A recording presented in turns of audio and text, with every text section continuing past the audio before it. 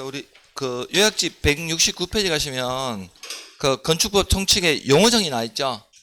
먼저 박스에 첫 번째 보시면 부속 건축물 나와 있습니까? 이란 같은 대지에서 주된 건축물과 분리하여 부속 용도의 건축물로서 주된 건축물을 이용하거나 관리하는데 자 필요한 건축물을 바로 부속 건축물이라고 부릅니다. 169페이지요. 네. 자, 주요 구조부 나와 있습니까? 이거 좀 이따 다시 나올 텐데요. 자, 내력벽, 기둥, 바닥보, 지붕들 주계단 있죠. 그냥 바지 보내주기 6가지를 단 하의 기둥이나 최하 바닥, 작은 나 차양, 계단 어떻게 이와 중요하지 않은 자, 은행이란 건축의 높이나 기능 향상을 위해서 대수하거나 건축물을 증축 또는 해축하는 것으로 이 문제가 봅니다. 건축주는 다음 페이지 보시면 설계자, 설계도서, 시공자, 관계 전문 기술자 있습니까? 건축의 유지 관리 고층 건축물입니다. 자, 우리 고층 건축물이란 층수가 몇 층? 30층 이거나 또는이거든요. 자, 높이가 120m 이상인 건축물을 고층이라고 부르고요. 초고층 있습니까? 건축물이랑 층수가 50층 이상이거나 높이가 200m 이상인 건축물을 초고층이라고 부릅니다. 그러면 밑에 삼각형의 준초고층 건축물이란요, 고층 건축물 중 초고층 건축물이 아닌 거, 이걸 초고층 건축이라고 부릅니다. 준초고층이라고 부릅니다. 자, 그리고 밑에 보시면 거기 그 다중이용 건축물 있습니까?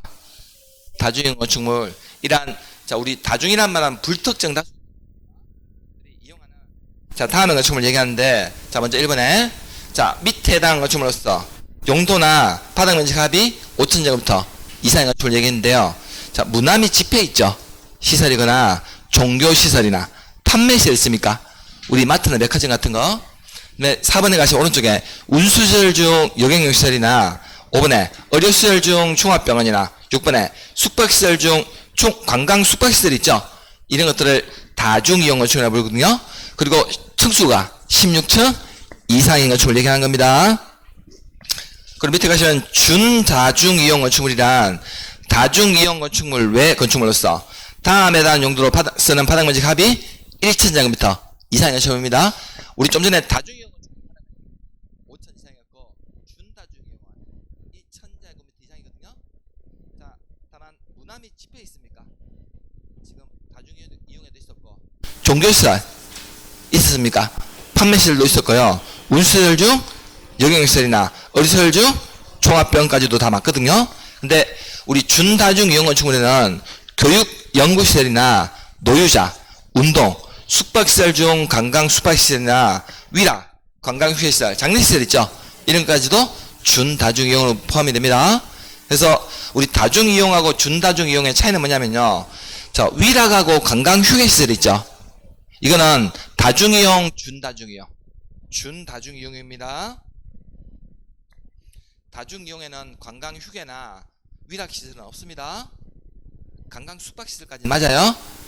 근데 위락시설이나 관광휴게시설 이런 것들은요, 이건 불특정 다수들이 출입하는 것이 아니라 특정인들만 출입하거든요. 그래서 준다중이용으로 포함이 됩니다. 그리고 밑에 보시면 특수구조 건축물 있습니까? 그 밑에 보시면 1번에 한쪽 끝은 고정되고 다른 끝은 지지되지 아니한 구조로 된 포나 차양 등의 외벽의 중심선으로부터 3m 이상 돌출되어 있는 건축이거나 자 이번에 기둥과 기둥 사이의 거리가 몇 미터 이상? 20m 이상입니다. 그리고 특수한 설계 시공 공법 등 필요한 건축물로서 국장이 정하여 고시하는 구조로 된 건축물을 특수건축물이라고 부릅니다. 우리가 다음 주에 아마 기둥과 기둥 사이가 10m 이상인 건축물 나올 거거든요. 이건 어디에 나오는 거냐면 기둥과 기둥 거리가 10m 이상인 건축물은 내진 설계 대상인 구조 안전 확인 서류 제출 건축물이고 우리 특수구조 건축물은요 기둥과 기둥 사이가 20m 이상이 되지만 특수구조예요. 이거 다음 주에 나올 겁니다. 자 그러면 우리 시험에서 잘 나오는 게 뭐냐면 자 건축법 거기 적용 범위 있죠. 자, 우리 건축법 적용 범위는요 총 3가지가 있는데, 자 먼저 건축법 적용 대상물하고, 먼저 이 건축법 적용 대상물에는요 4가지 대상물은 건축법을 적용한다는 거거든요. 그래서 그 대상물에는 먼저 첫 번째로 건축물이 있고, 그리고 건축물이 건축되어 있는 땅을 대지라고 부르고요. 그리고 세 번째로 우리가 건축물 건축하다 보면 건축물에 딸려오는 설비 있죠. 설비와 그리고 일정한 공작물이 있습니까? 모든 공작물이 아니라 일부 공작물에서만 건축법을 적용받는 대상물이고요. 자, 두 번째로, 자 건축법을 적용하는 대상 행위가 있는데 총 3가지 행위는 건축법을 적용하는 행위입니다. 그래서 첫 번째로 건축 행위가 있고요. 두 번째, 세 가지는 건축법을 적용하는 행위입니다. 그리고 세 번째로 건축법을 적용하는 대상 지역이 있는데, 자 건축법을 전부를 적용하는 지역과 자 건축법 규정 중에서 일부 규정만 적용하는 지역에서 2개 나뉩니다. 그럼 먼저 171페이지 보시면 적용범위에서 먼저 1번에 적용 대상물 있죠. 대상물. 첫 번째 적용받는 대상물이 바로 건축물이거든요. 그래서 밑에 건축물의 정의 있습니까? 이란 토지에 정착하는 공작물 중에서 반드시 뭐는 있어야 되면 지붕은 반드시 있어야 돼요. 그래서 지붕과 기둥 또는 지붕과 벽이 있는 것, 이것을 건축이라고 합니다. 그리고 건축물에 딸려있는 거 있죠. 딸려있는 실물, 뭐 담장이나 대문 같은 거.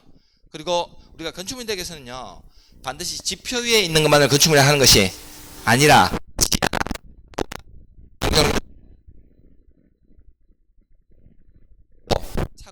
창고 등으로 쓰이는 것도 바로 건축물로 인정해 주겠다는 겁니다. 우리 바늘 땅에는 지하 상가 있죠. 이런 것들도 건축물 맞다고요? 자, 그러면 우리가 이 3개 중에 하나만 갖추면 건축물로 인정해 주는데, 다만 건축물은 맞는데 이 5가지 건축물에 대해서는요 자 건축법은 적용하지 아니한다는 거거든요. 그래서 밑에 보시면 자 아래에 해당하는 건축물에 대해서는 다만 건축법은 적용하지 아니한다는 거예요. 건축물이 아니라는 게 아니라 건축물 맞는데 건축법만 적용하지 아니겠다는 겁니다. 그래서 먼저 박스 1로 가시면 문화재 보호법에 따른 지정문화재나 임시정문화재 있습니까?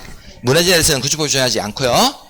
자 이번에 자 철도나 궤도, 술로, 부지 안에 있는 다음의 시설들 있죠. 운전보안시설이나 자 보행시설, 플랫폼이나 급수급탄 급유시설 있습니까? 이런 철도나 궤도, 술로, 부지 안에 있는 시설 있죠. 에 대해서는 건축법을 적용하지 아니한다는 겁니다. 자 다음에 3번 가시면 자 고속도로 통행료 징수시설 있습니까? 자 다음에 4번째 가시면 컨테이너를 이용한 간이 창고 있죠. 단 공장대지에 설치한 것으로서 이동이 쉬운 것만 적용하지 않습니다. 그 다음에 5번에 가시면 하천구역 내에 있는 수문조작실 있죠. 자 이 5가지는 건축물은 맞는데 건축법은 적용하지 아니하겠다는 겁니다. 자 그리고 2번 가시면 거기 대지라는 표현 나있죠. 자 우리가 원래 대지라는 것은요 건축물이 건축되어 있거나 건축 가능한 땅, 이걸 대지라고 부르는데, 그러면 이 대지가 되게 한 조건이 있죠. 조건은요 자 원칙은 공간정보의 구축 및 관리에 관한 법률에 따른 각 필지로 나는 토지를 바로 대지라고 부르는데, 자 다만 대통령령으로 정한 토지는요 2 이상의 필지를 하나의 대지로 하거나 하나의 필지 일부를 하나의 대지로 할 수도 있다는 겁니다. 그래서 밑에 양갈용 가시면 2 이상의 필지